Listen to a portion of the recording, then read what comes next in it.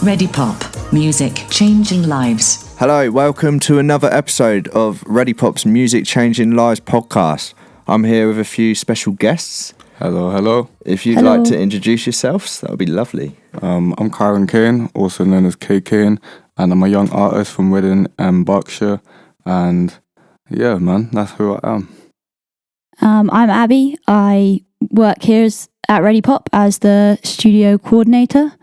And I'm the producer on all of K.Kayne's tracks. Literally all of them. Lovely. And I'm Harrison. I'm the host of this podcast, but I've also worked with Kyron in one-to-ones and stuff, so we're going to get onto that.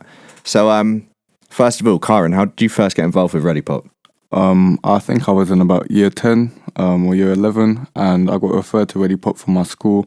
And I think I was like doing something to do with cams, but I didn't really like them. But they said there's a company that do music, and I was interested in music when I was very young. So they gave me the opportunity. Unfortunately, COVID happened, and I wasn't able to come for quite a while. But afterwards, I got an email by you guys, and it was just, you can come through for a one-to-one session. And I decided to come, and I had I just came for the first time. I had a different producer to you at the start. You started with Will, right? Yeah, I started with Will. Yeah. And we had say about a good 8 to 10 one-to-ones, and then I think you came in to watch one of my sessions with him. Yeah, I just started working here. I think you were the first one-to-one that I shadowed. Oh, was it? I remember you were so friendly. You were like, "Hi, Abbie, nice to meet you." Yeah, I was like, "Nice to meet you." Yeah, it was quite good. We got along really well. I remember in the first time we got along really well. So that was, it was good. And then obviously we kind of knew each other from when we had our own first one as well after that. So we were quite comfortable when we first got to working on stuff. Yeah. So COVID, you first came, really? Yeah. So you've been involved with Readipop for 3 years now? Yeah, about 3 years. Longer than us, Harrison. Yeah, that's mental. You're more of the foundations of this building than we are. Yeah. That's mad. That is crazy. That is absolutely crazy, man. So you had one-to-ones. Did you see the progress in yourself in the one-to-ones as a person? Yeah, definitely. To be fair, I remember when I first started coming, I made a couple of songs, and I don't think I attended for a little while afterwards, and then I came back, and I kind of just see the change, and after I kept coming to the studio, my songs were going up and up and up. And especially when we started working together, we made some songs I've never had type of made before. We made some different styles as well, and we kind of got very versatile with my flow. From the genres. With the genres and stuff, so it was quite a good start to especially seeing how I came from when I was doing it with, I used to have a friend, me and him was trying to make it as a duo rap partner. And I used to upload to SoundCloud, and seeing from that to then starting at Readipop, and then just seeing the change was quite mad. Nice. And Abbie, you took over from Will with the one-to-ones. Yeah. So Kyron has already had a few sessions, but have you seen the progress of Kyron as a person, not just as a musician? Yeah, definitely. I mean, he's always been very confident. Definitely, yes, but man. I feel like confidence is key. Yeah, that's one word for it. Yeah. I feel like since we started with the one-to-one, I don't actually remember doing many one-to-ones before you kind of went from that to Riser. Yeah. I don't really remember too many of them. But I think your development as an artist has definitely helped your development as a person as well. Yeah, definitely. So I've definitely seen a different. You're a man now. Yeah, I remember you guys were like, "Oh, he's grown up so much." After even the first from when we started to the first festival. Yeah. You guys were all like, "Oh man, it's crazy." And then the second festival, I looked at myself in the video. I felt I looked so much older than the first one. I was like, "Whoa, it's just changes and changes." And then definitely also his voice getting deeper as well. We've gone through sessions where we've had many voice cracks. We'd be like, "Let's not do anything today. Let's just make some beats or something." Yeah, definitely. When my voice isn't there, sometimes I'm like, nah. But now you've grown into it. Yeah, I've grown into it. I'm a deep voice person now. We've got to make new kind of music. We've got to make new kind of music, kind of work in my range, and also obviously I can work on getting higher, but at the moment, for the stuff I want to get out, I want to kind of show what I can do just with myself and with my own voice. So yeah.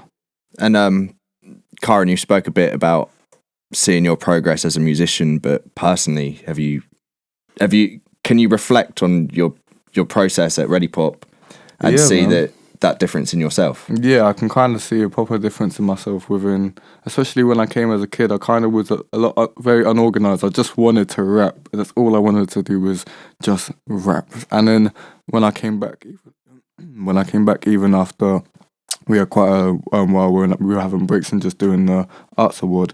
When I came back and I showed you them songs, I actually had choruses in place and they were laid out like actual tracks. And that was just doing it on my phone, and I'm kind of working, like learning FL again, like by myself and teaching myself some stuff. But yeah, seeing like how I just wanted to rap and I was very impatient. I didn't really care if it was mixed or mastered. I just wanted to get stuff out.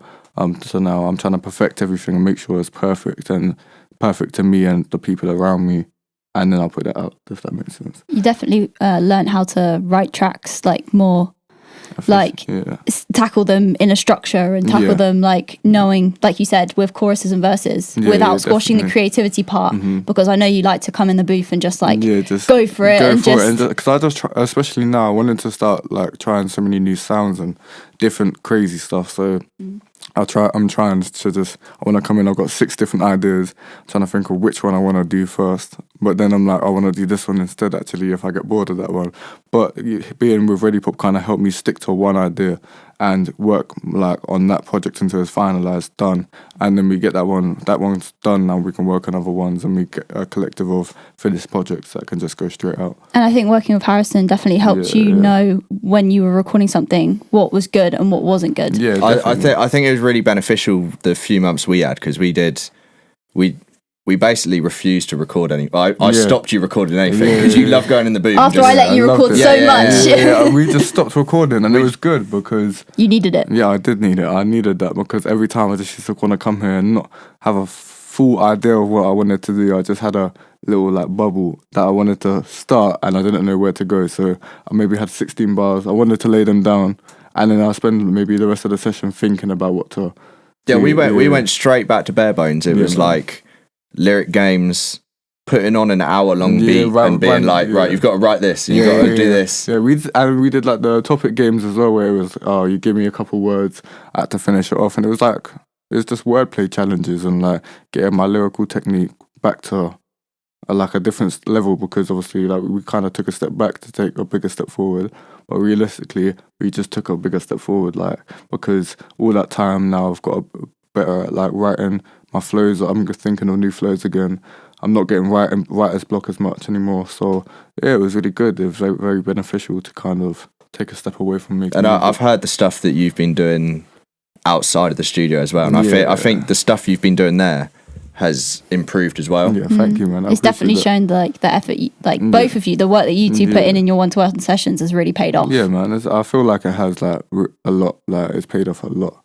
We can't forget as well that you got a Gold Arts Award out of those sessions. I don't know how we managed to hold you down and get it done. But I don't know how we got that. But thank you guys. Also, B Radio put Hold Me Close on the radio 2 nights ago. Did they? Yeah, but they mentioned that obviously I put in about the Arts Awards, and they said this is for a celebration for us passing the Arts Awards on the radio. I was like, yes, man. Oh, that's awesome. Yeah, it was really cool. So, but they mentioned me. I texted them because they mispronounced my name and spelled it wrong. What did they say? They said K.Kayne and they spelled it K.Kayne, and I was like, God's sake, man. But like, big love to them. I felt really bad. I just said to them, my bad. I didn't really let you know about that beforehand. But I haven't had a chance to like ask anyone, but how did you find the Arts Award process? At the start, because usually it's like, oh, we've done this, and then here's a certificate. But I haven't actually asked anyone. So when we were first doing it, I'll be honest, I was stressing because I wanted to make music so much, and I was like, no, you know what? I kept coming and I was like, sometimes there were some sessions I was like, I don't want to write. I've been writing all day at college, like doing the same thing, but I knew that getting this thing done, because you can be a great performer, but if you don't have something to back you up, like legally or like on paper, maybe grades, degrees, diplomas, whatever it is, if you don't really have that set in standard, then when it comes to like the business sides of the industry and like marketing, if you don't have all these things, then sometimes some people won't take you on. But having more qualifications, more levels, and whatever you're trying to study to do with the industry, you can have a lot more of a chance and get into maybe seen by higher companies, because they see you've got a Gold Arts Award. Oh, well, you clearly put in the work and doing something. And yeah, so I feel like halfway through I realised it was beneficial, and I wanted to get as much of it done as I could. You did really well. You did make me very proud. Yeah, thank you. I saw your presentation and I was like, this is like, that's mad. Yeah, like, you know what? I felt really weird. I felt like very formal when I was doing it. It was quite, but you got to go into that mindset when, especially when it's the people you're around, and if you're trying to, it depends the environment. If you're someone who's always swears da da da da da in every sentence, some people might not want to take you on. Maybe you're a great performer, but your attitude doesn't seem like it. So depending on the scenario, you need to put on that type of style. Maybe talk more formal, depending on where the you time are. you need to know the time and the place. Yeah, definitely. I think the best thing I got from it is that if anyone knows you, me giving you like homework to go and do, I didn't expect anything to come back, and then you'd end up chasing me at points and be I'd be like, can you send me that presentation? I want to work on that presentation. Like, send that to me quickly. I need to get a couple more ideas done because I've had a little look at something and I thought, oh, that can go in there, but I'm going to forget about it tomorrow. So please send this to me today. Like, I used to come up to you, be like, can you please send me this beat? Like, harass you guys for something, just so I can work on it and then come back with something the next week, being more like, I've got an idea for stuff, like especially songs we were working on when we got halfway through them. Yeah. I'll be like, can you just send me the rest of it so I can just work and get ideas in my own head, and then I can come back and we can do stuff together. Well, it's good that you seem to like immerse yourself in the arts award like you would be tackling your music. Yeah, like I feel like that's the best way to do it. Just yeah, of course. Put like if I put my mind to doing stuff like the way I do music, you could do anything. Yeah, that's what I'm saying. Like if I did that to maybe like engineering or anything, if I did the same thing with what I've done with music to a different career choice, I could probably be like a very high level in another career. But I love music, and that's why I do it. It's your dedication. Yeah, I've been in my life for years. My music's one of them things that makes me just. It's like a drug to me, man. Music is crazy. And just to wrap up the youth side of this sort of stuff, so you've been involved in one-to-ones, Fridays, Arts Awards. You've basically been involved with everything that Readipop does. Pretty much, man. Everything. I remember like before, there's a lot of facilities that Readipop haven't done. So like new stuff that you guys do. Obviously like the different youth centres and stuff. I remember Readipop was like, it wasn't limited, but they didn't do as much as what you guys have been doing now. And I've been seeing like your growth as well, and that's why like obviously I'm always sort of trying to support your guys' things, leaving comments in the sections of like when you do new events and stuff at other places. Because like Readipop started off when I was just doing it with mainly one-to-ones. It was like the point of what people used to come here for, like a lot of people I knew. But then obviously I see you guys are doing loads of other activities as well, so it's really cool, man. Thanks, man. Thank you. So just to finish that bit up, like, what is your one takeaway from Readipop as a charity?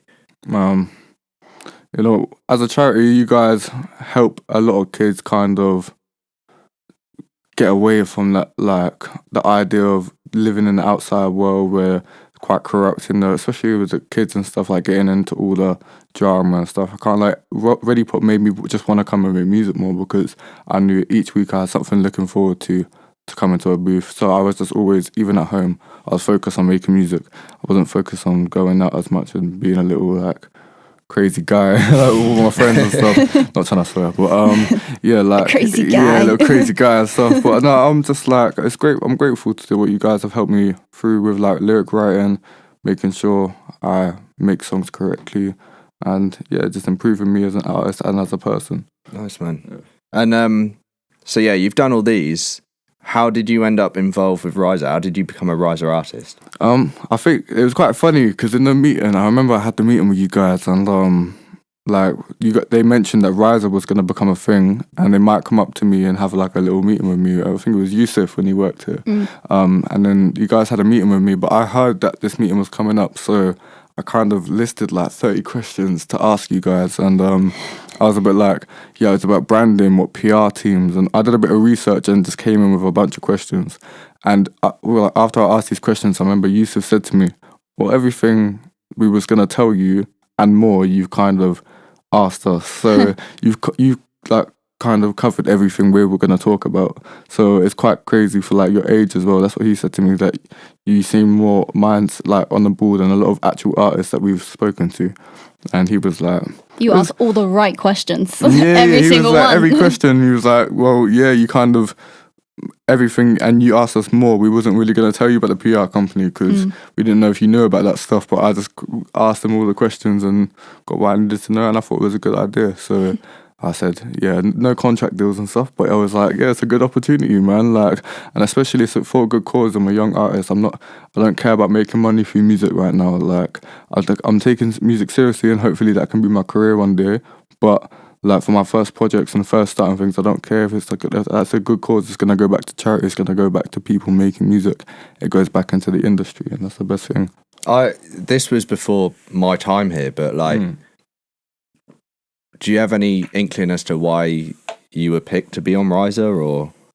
I'm not sure, to be fair. I don't know why it was me. Did you have a particular song? Like, was it?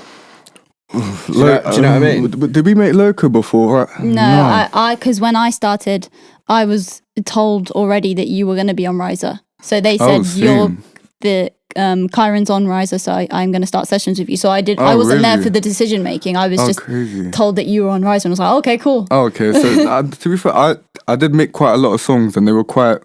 You had Tsunami though. Tsunami was a very good one. I had Correctly Tsunami, Black Skies, Rap Star. I had Spacious. That was that was one of our first one-to-one songs that we did together, because you actually sang with me in the booth on that one. But yeah, I remember we did quite a lot of songs there. And I think they just liked the way I worked. They liked how I was consistent. I know what I want in the industry. And you're good. Yeah, thank you. Yeah. And I'm quite good at making music. Obviously rapping. I feel like that's my main like area of making music. But I'm trying to be a lot more melodic in I'm trying to make more music with what I like listening to now, because obviously music tastes change. Got to like update with the system, but I can include my rapping with the melodic side of things. So a lot of songs I've been working on now, they've got a rap style and a melodic style, so it's quite cool. Other than music being released, what sort of opportunities is Riser giving you?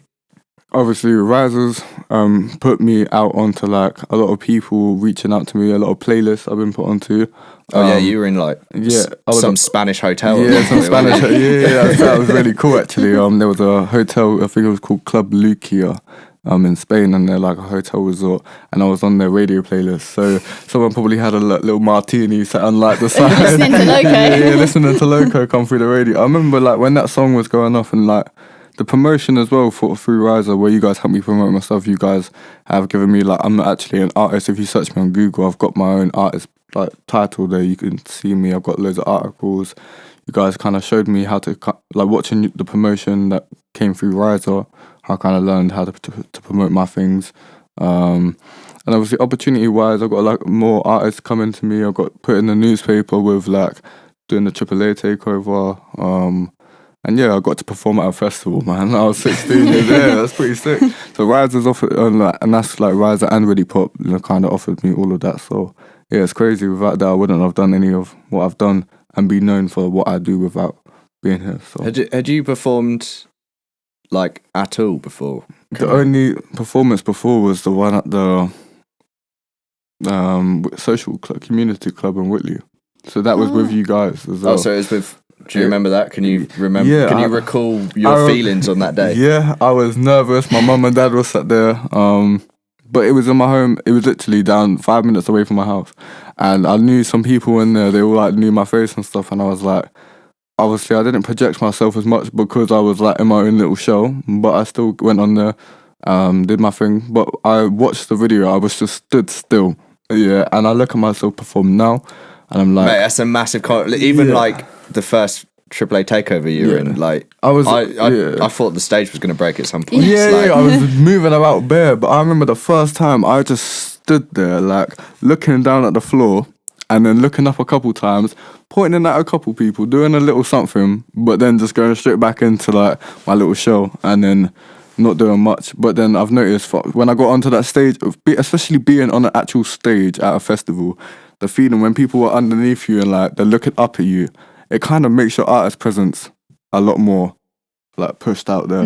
Because I notice it at other shows, if I'm still on the floor, it's still fun, but when you're on a stage, it's different, man. It is different feeling. I remember you coming back after the first festival, and we kind of went back into recording sessions, and I remember you just being like, I belong on a stage. Yeah, I remember you said you were like, that's my home on a stage. Yeah, and then we went to record in the booth, and you like recorded like you performing, and I was like, Kyron, save it for the performance. Save it for the performance. Save it for the next performance. I had so much energy in the booth, and which is amazing because your performance went Yeah, like, it went straight up like- after that. I felt so much more comfortable performing anywhere, especially after my first, like when I did the festival. When I've performed anywhere else, I've got confidence, and my confidence level for performing just went whoop. Like I had my second performance was in front. There was so many people in that tent. I remember looking at so many different people. I remember seeing people dancing. It was so cool, man. And I was a lot younger then. Only just like that was like 2 years ago, wasn't it? Yeah, I think it was the first time you like felt like K.Kayne as Yeah, I well. felt You went like- from Kyron to yeah, K.Kayne, and definitely. ever since then you've like performance, Yeah, exactly. like 'Cause music writings just followed that. Yeah, followed it, but definitely because I kind of set my name K.Kayne or Kane or whatever everyone used to call me in school. Khan. Khan. Oh man, but obviously, you know what it was? It was like that name that everyone used to joke around with in school. I remember walking around my school corridors rapping to myself, and people would like just laugh at me, man. Or like some people would like try to get me in like a circle, get me to rap to them when I wasn't that good, be recording me, maybe laughing emojis on their stories and stuff. But the same people who were saying all of this were like, see what I was when I was on the festival stage, they were like, rah, like you're actually doing stuff, man. Like I can hear people screaming for you, like you're doing stuff and you're actually doing what you want to do, and a lot of people don't do what they want to do because they don't know how. And I'm just trying to figure my way through everything like everyone else, but I'm just finding my way and finding the right paths and the right people. And you guys are one of the right people. So. You keep making me like almost Yeah. blush, man. Oh, that's okay, man. You can Getting blush. overwhelmed over here. One Don't start crying. opportunity you forgot is that you had a music video filmed as well. Oh yeah, the music video. First music yeah, video. my first music video, and it was a good video, man. Everyone texts me like if they don't know about it, and I tell them about it, they go, "Oh, it's a proper video, like good quality and stuff." I'm trying to get another one done soon as well because I need another music video, especially for a couple more projects I want to work on after the new year. Was I'll it? speak Was to it? you guys about that off podcast, off camera, away from these guys. Was it? Did you enjoy the process of the filming the video and that, or was Yeah. it like alien to you? So it was. I know obviously- you love a camera, so Yeah. So I do love a camera. But it was a really good process. There was obviously things I wanted to do as well differently. Is like I think we were very limited to the time we had with it. So obviously we should have done some of the feedback I got off it wasn't like negative. It was just like, oh, for the song that you guys did, it was a cool video, but maybe you should have got some more outside shots and like other things as well. But taken away from like the whole fact of being in front of the camera for like the first time, properly enjoying it, it was a good experience. It was quite nerve-wracking, but I didn't really know what to do sometimes. But you kind of just feel the vibe of the song, and if you enjoy your own music, then it's kind of easier. If you don't enjoy the music that you make, then it's going to be awkward looking into a camera singing a song you don't like. But the songs I make, I enjoy. That's why I'm always singing my own music.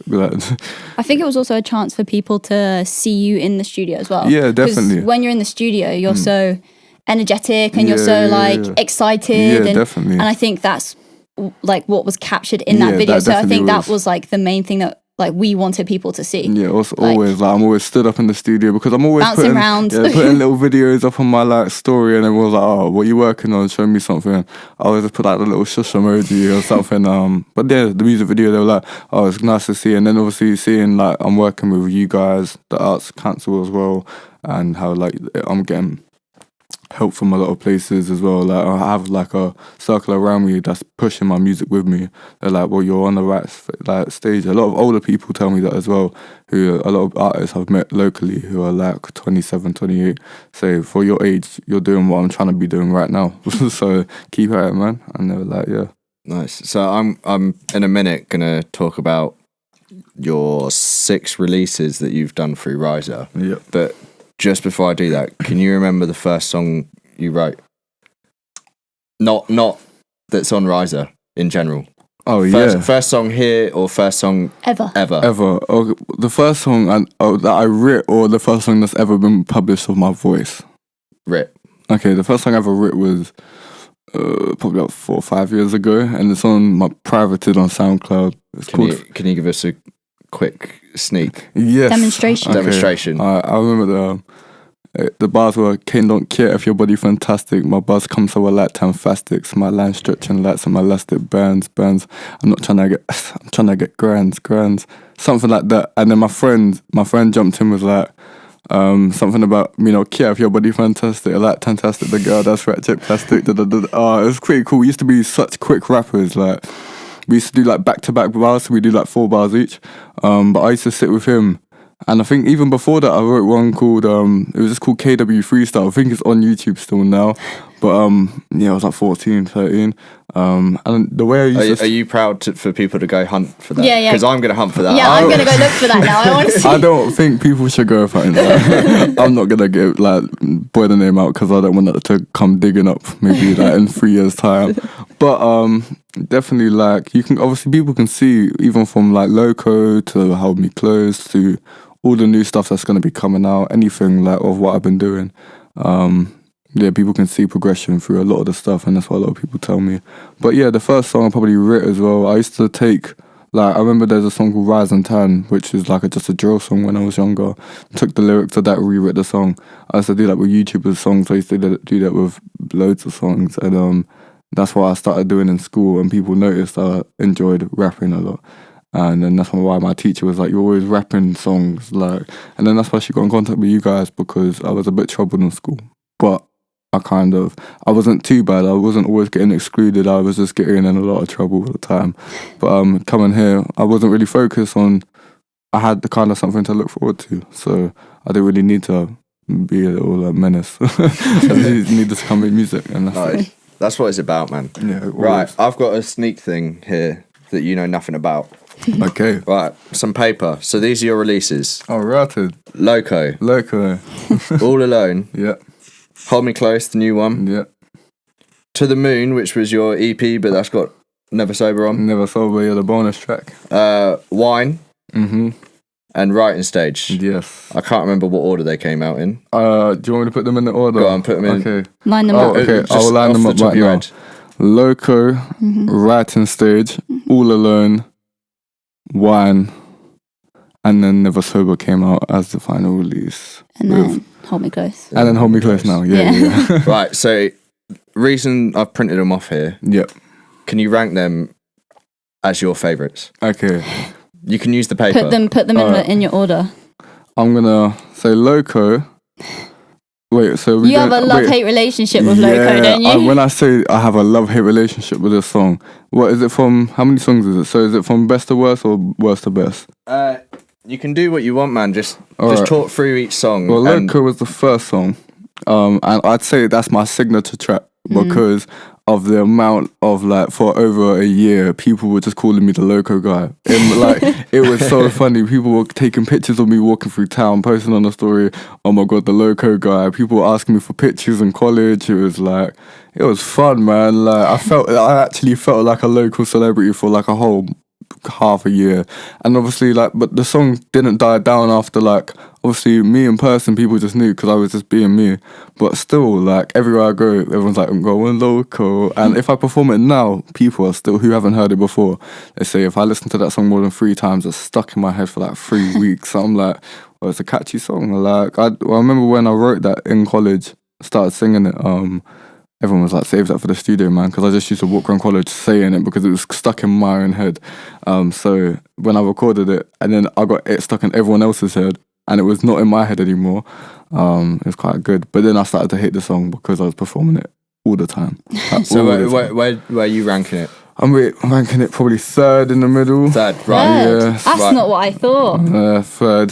Yeah. That's love-hate, Okay. that's why, That's it's bang in the middle. Bang in the middle. Sometimes at the top, sometimes at the bottom. Sometimes at the bottom. So in the middle. Right. In the middle. You might as well do them in order of release. Okay, yeah, cool. Alright, cool. Writing Stage, I'd say, is a lot of people who have known me for quite a while, or a lot of people who like more rap sides of songs have come up to me.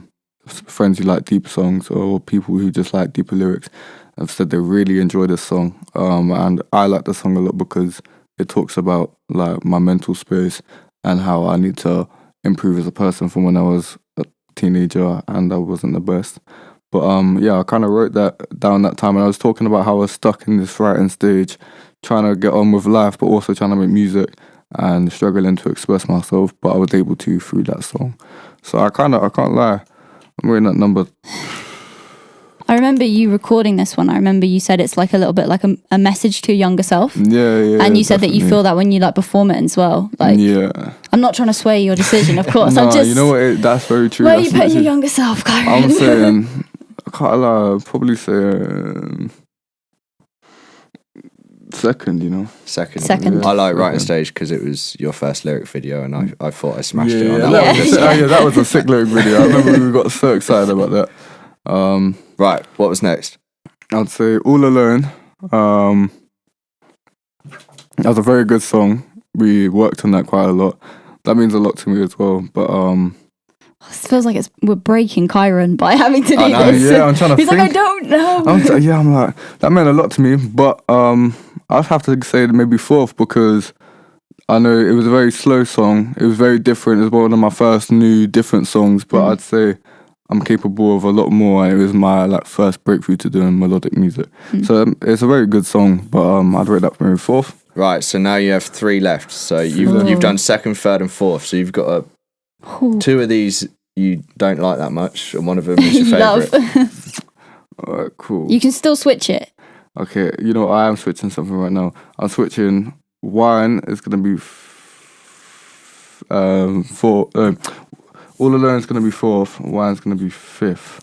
Because I really like Wine, but It was a quick song. it was a quick song. It wasn't meant to be exist. a song. Yeah, it was not meant to exist, and it's quite repetitive. And It's like your party song, isn't it? it's just a little party song. It's a summer song as Yeah, well, so I feel summer like song. you couldn't perform it right now. Yeah, and especially when it came out, I was a bit like, oh, well, it's come out in autumn. Yeah, and it was like, this is a sick song. Wait till the summer comes out. Came out in the summer. I started performing it in the summer. Went off for quite a bit, but it's quite a short song, and feel like there could be a lot more on the song. It's just a mini song though. Yeah, It was it's just a little. song. Yeah, definitely. It was just a little something to put out. So that's why I'm gonna rate it just behind All Alone. But I do like Wine. Wine's quite of a fun song. Right, this is decided. You've left first and last to the last two. Yeah, man. So is that what Never Sober and Hold Me Close? Never Sober and Hold Me Close. I can't lie, I love Hold Me Close. I think that's because right now it's my favourite song that 'Cause it's I've just done. come out. It's just come out. And I remember when I worked on it ages ago how proud I was of Hold Me Close. And obviously Never Sober was the first song we did for Riser. That was it. We didn't know if it was gonna be on Riser, but we thought it was quite a good song. It was like an introduction for you and me, I think, to see how we could make a full track. Yeah, definitely. And we made a full track there. And you know what? That was a very good song. The lyrics in that song, people were like, when you listen to the lyrics, they are so sick. Like, I feel that's one of my best lyrical writes I've ever done. But you know what? It's annoying because I'm sat here like, I feel like my energy with the new Hold Me Close was a lot different to the original one that we did together. But I feel like new Kyron loves Hold Me Close, but old Kyron loves Never Sober. This is like... So that's how I'm like, can't lie. Can I do like a conjoint too? No, you got to decide. But you don't have to put one at the end. You can put one of them in the middle. Yeah, that's fine. Okay, what I'm going to do is I'm going to put Hold Me Close first right now. And then just after Loco, in between All Alone and Oh, so you're moving Wine to sixth. That makes sense. It's a tiny little song. right. I get that. But the music video for Wine is like, should make it stand up so much more because that's the one I got a music video for. But the song itself, I feel like I can do a lot more, especially in that genre of music, I can do a lot better. I feel like we need to take a picture of that and then like release Can it you and be move like, it we've so got... it's definitive? Move Wine and All Alone across. And Who wants to know K.Kayne's favourite, Yeah, least yeah, favourite my songs? hang on, it's going like this, isn't it? Yeah, There you go. There you go. We'll take a picture at the end. Wow, look at all of them though. That's like a year. That's a whole year of releases, man. That's so crazy. I do like how you had to properly think about that though. Yeah. There wasn't Yeah. like one that you're like, And that's I'll not just throw that out. that's not the order I thought you put it in as well. What did you think I'd put it in? Well, I thought Loco would be higher, but then I do remember the conversation that we actually had the Yeah. other day when you said, I'm tired. I'd actually Yeah. think Loco Like- would be last. Really? Yeah, Yeah. Oh, is it? Just because of how much you're sick of it. Like even in the youth sessions, remember when people were just singing it to me? Yeah, and you were like, shush. I was like, please guys, no more. Because it's fun though, like I enjoy because if they enjoy my music, I can't ever get annoyed at someone for enjoying my songs. But when I hear it every day, I'm like, oh, please let me sleep. I didn't think writing stage would be up there, but I'm glad that it is. Yeah. You know what? It's one of them ones I don't perform it as much as I should. But it's like your song, isn't it? It's like for you. You wrote that one for you. Yeah, man. I definitely wrote that for me. But people listen to that, they're like, that's a song, man. But yeah, definitely. Right, so we're pretty much at the end of this podcast. We've looked back at everything. Is there anything you're looking forward to, personally or musically, whatever? Anything you're looking forward to? I'm looking forward to more future performing events. I've been performing. I plan to at the end of last year to start performing a lot more in 2023. And since February, I've been performing every single week. So I've been very proud about that. And now we're going to be performing at new venues as well. I've met a lot of new local artists and artists from out of Reading. And I've just been speaking to a lot more people. I'm 18 now, so I can actually do stuff. I can go to events, I can go to more bigger clubs, I can go to more music-based events and stuff I can work on, get learning to drive and stuff. So yeah, there's a lot of stuff. And yeah, I just hosted a Black History Month event as well. So yeah, I'm working on my hosting skills. I'm also helping run a bar at places. So yeah, just you're a busy man. Yeah, very busy. Very busy. You're also, very busy. Yeah, man. And I'm working on actually that's just voluntary work. Obviously I'm doing actual work and college. I'm actually studying music this year as well. I've been trying to study music since year 11. But yeah, finally my third year of college, I'm studying music, which I'm very excited about because I'm just in there singing on a stage or in a studio making music at college. So it's quite cool. So just to finish, any final comments, Abbie? Well, just to say that there's such a big difference in Kyron since he, talking about his journey from who he was. Like, our journey started at the same time because I started working here when, you kind of started here as well. I was only 3 months here, not even that maybe. I was just making music and just getting my... I remember when I first sat in the studio, I felt so whoa. I mean, both of us were children when we started a year ago. Kids, man, we were young. Now obviously you're growing up. You're getting your name out. You're growing up. I'm growing up. He's growing up. I'm growing way up. Yeah, he's growing way up. You're already 85, man. 85. But also, I want to thank you as well because you've helped me grow as a producer too. So you should remember that as well. Of course, always. That's why I always want I'm always gonna have a good connection with you and the team as well here. And yeah, obviously there's future projects. I've asked Readipop if I can just work with you as a producer just on things and actually cool, I don't care if it's financial wise, we should just make songs. We work well together as an actual duo when we're in the studio. So yeah, we've got we've given me a lot of ideas when I've been stuck trying to write songs, especially when you can sing as well quite well. So it's when I've been trying to hit a note, quite you can well. Quite well. You can sing very well, but obviously quite well. I'm just saying. But you've helped me when I'm sat there stuck on trying to deliver a note. You maybe sing for me, and then I'll sing the way you sing, and it's kind of giving me a little way something to go off, and it helps a lot. So yeah, I want to thank you too, man.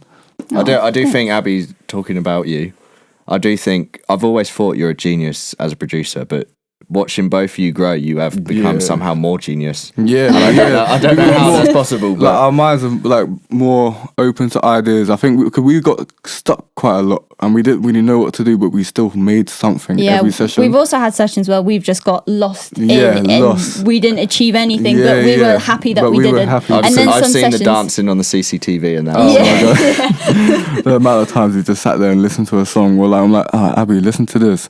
Show the 5 songs that we should all listen to. But then we got the end of the session, and then we write wine. Yeah, wine. Yeah, we were literally trying. We were trying to make the beat for writing stage, and we couldn't. I was not in the mood to rap that song for some reason. I was not enjoying it today. So then they were me and you were well, listen to a couple more samples. Found this quite bouncy one, and then that's how I just went, baby, come wine for me. And it man, happened. Then it happened. Literally about an hour later, we had a demo track for a song that went really well. Actually, wine was I think that's my second best song on statistic wise on Spotify. And it's good for a listener. I think it's ear candy. That's what I was looking ear for. Candy, ear candy for a listener. Yeah, definitely. Right. So I'm going to wrap this podcast up. Thanks everyone for listening. Thank you. We're now going to go straight into another podcast and record talking about, what song are we going to talk about again? Sorry. We're going to talk about Hold Me Close. Yep. So we're going to do a deep dive into Hold Me Close. So listen out for part 2 where we're going to be doing that. But thank you for listening to this one. No, thank you very much. Give a wave to the Cheers, guys. camera. Bye. Thank See you you. later. Bye. Bye.